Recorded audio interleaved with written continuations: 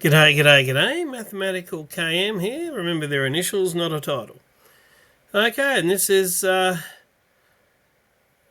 last hurrah, the last post, the last Hippo for the year of the water horse. Hippo number 100, which is kind of fitting.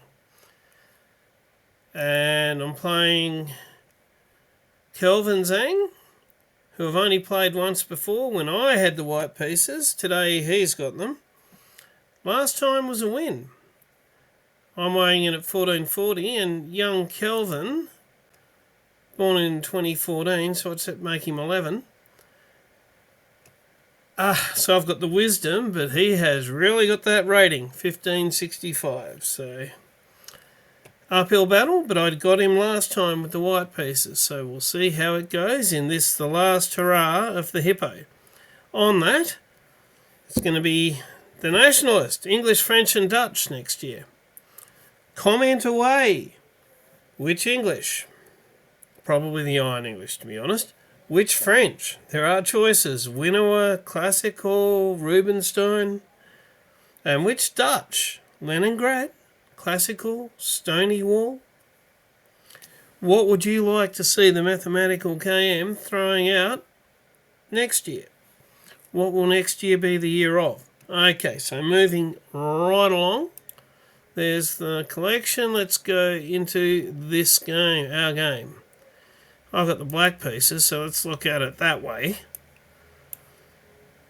It's kind of fitting that the young Kelvin is already showing a little bit more knowledge of the Hippo than most of the people I've played. Hasn't got a pawn here yet, but he's gone into the 3-pawn king side, which, if you've been following along, there's only 99 other games to watch. It's one of the tougher things for the Hippo to deal with. And in fact, we do not want to move this bishop or this knight until that's been dealt with. So we're moving along. We're doing all of the setup apart from, again, we want to keep enough pieces, we've got 3, on that F5 square. But I will also go back a little. Something I noticed. It's a shame I'm not playing the Hippo next year. It's still going to be an arrow in the quiver. But let's go right back here. Just one for the memory folder. Without the queen pawn there, so with just these pawns there, I should go away from the Hippo. I almost, had I known this, I probably still wouldn't have done it tonight. This had to be a Hippo, the 100th one. But D5 right now, if he takes me, then the queen gets out, and it's like a better version of a Scandinavian already, and you can see it's already an edge to black. So, but notwithstanding, we've tried to get into the Hippo, excepting keeping that bishop at home.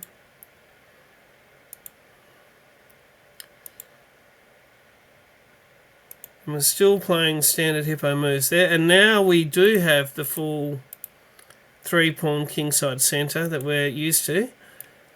So we want to keep 3 pieces on that, and typically in Solomon's course the A pawn would still be back here, but we'd be moving the B pawn forward and then playing C5. So I've gone kind of into that. He's thrown his A pawn forward and C5.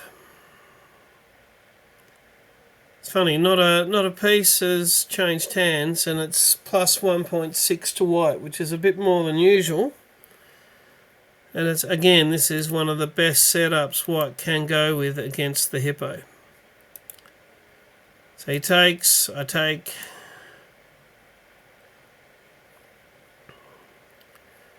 He's looking to not double the rooks, but double a rook with the queen on my poor D pawn. Is only protected by a queen. So castling, getting the king away was good. He's done that doubling. Now, and in the cold, harsh hindsight light, yeah, I see that's a mistake. Big time.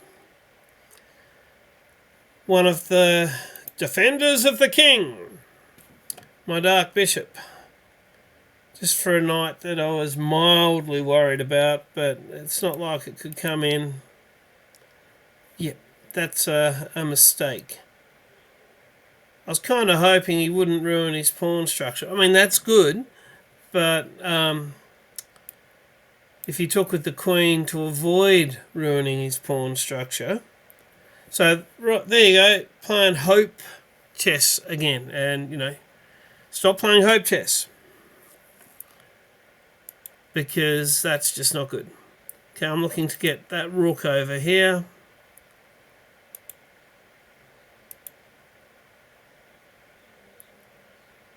And it's coming back to a little more balance, because now I've got the two pieces on the pawn matching his, and he's not going to come in with the queen first if the first defender is a rook.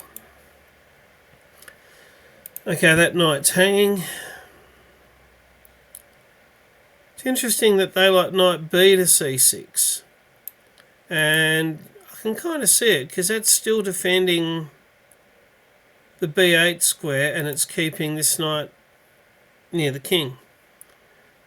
And keeping defenders near the king, if it weren't the last post for the title of this video, that may have been the issue. Because I've thrown the bishop away, and now I'm sending the knight away. And sure, he's attacking the queen side right now, but in the race to get back to the king side, I'm going to lose. And just to really make that, let's throw the queen over to the queen side as well. Everybody leave the king alone. So it's positionally not my finest moment. That's a mistake for him, because he's joining the party on the queen side, but he'll get back soon enough. He was just stopping me from getting the c-pawn.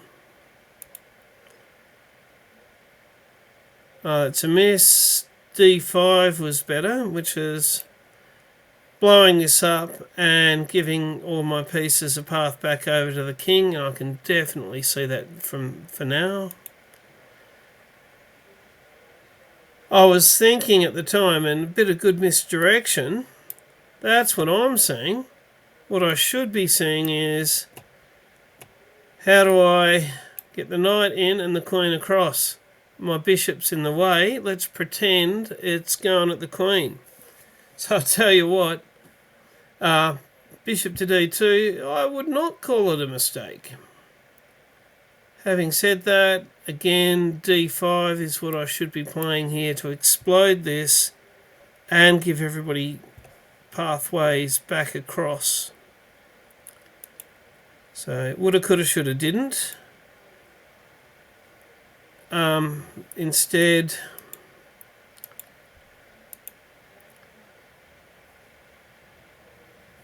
it's plus 3.2, even though the material is even. And it's reminding me of a little of Stonewall Dutch. I'm sure other people know other openings that that's probably coming, that's coming. All the pieces, all of his pieces are kind of, if not lined up on my king yet, they're on their path to it. And mine, short range knight over here with no... That knight's going to have a heck of a time getting across. This bishop, terrible piece. What's my queen doing over here?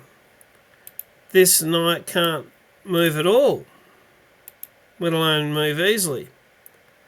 I'm in that bottom right corner. But the game won't win itself. Kelvin's got to put the ball in the basket, and nice. Takes... That was the best, but it's already plus 5.9. Okay, the knight comes in. And you're really starting to see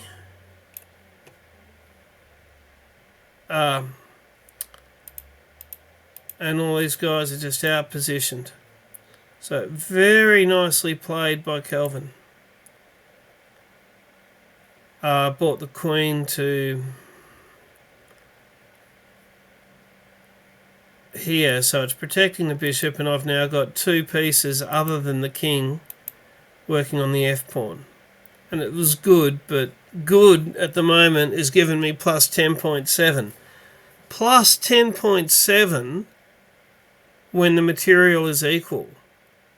Not the sort of record I'd like to get, but one does wonder how, if you look over here, plus 13.8, how big, without it being mate and one, but you know, how large can the analysis or eval bar get when it's on equal material? But regardless, beautiful. It's already mate in 9.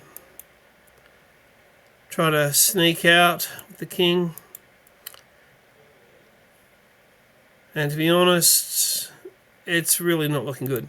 And I was even hoping you might notice the combobulation.